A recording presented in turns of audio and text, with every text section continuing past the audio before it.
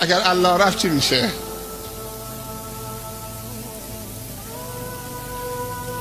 اگر درها رو قفل کردیم تو روی الله، تو حق نداری بیای تو زندگی ما میخوایم راحت زندگی بکنیم اونطوری که دلمون میخواد. ما نیاز به خدایی که تو باشی والعیاذ بالله نداریم، ما میخوایم خودمون خدای خودمون باشیم. خیلی ها اینو دارن میگن، با لسان حالشون اینو دارن به خدا میگن ما نمیخوام تو برای زندگی ما برنامه بریزید، بیا تو خونه ما. نه، ما میخوایم خود، ما کلاس داریم، ما دانشگاه رفتیم، فوق لیسانس بازرگانی خوندم، فوق لیسانس نمیدونم جامعه شناسی خوندم، کارشناسی ارشد خوندم، فلان خوندم. من رشتم مشاوره است، به همه مشورت میدم، من روانشناسم، من فلانم. امروز اکثرا روانشناسا دارن خودکشی میکنن، همونایی که کلاس مشاوره میذارن. پروفسورها دارن خودکشی میکنن، دکترها دارن سیگار میکشن، دکترایی که میخوان، پزشکایی که میخوان مردم رو نجات بدن، چون خدا تو فنشون و هنرشون نیست، نپذیرفتن، کار دستشونه. اول میگه برو 1 میلیون تومان، 2 میلیون تومان، 5 میلیون تومان به حساب بریز، بعد برو بخواب. اگه گفت ندارم میگه بمیر، من نمیتونم مداوات بکنم. پیامبر صلی الله علیه وسلم هم یک طبیب بود، آیا به کسی گفت بمیر من نمیتونم مداوات بکنم؟ پیامبر به کی گفت که بمیر من نمیتونم مداوات بکنم؟ اول پول، بعد برو به این تخت بخواب. ولی پزشکا این کار دارن میکنن.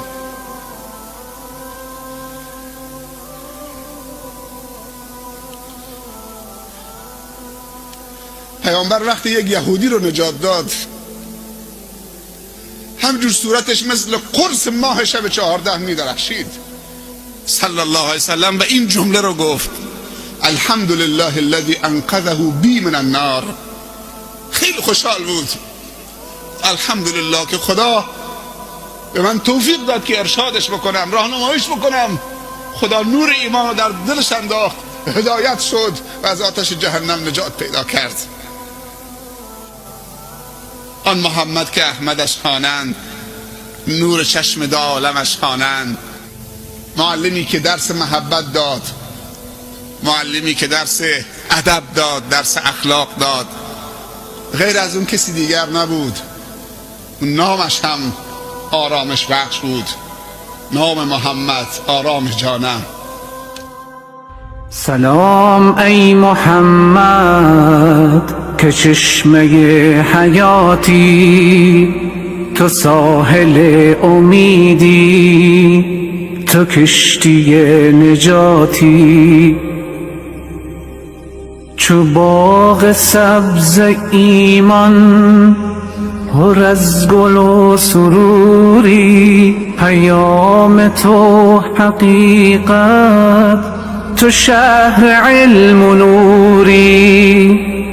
غروب ظلم و جوری، بهار عدل و دادی، فروغ شبهای تار، نوید صبح شادی. تو گوهر یگانه ز گنج کردگاری، تو آخرین نشانه ز راه رستگاری.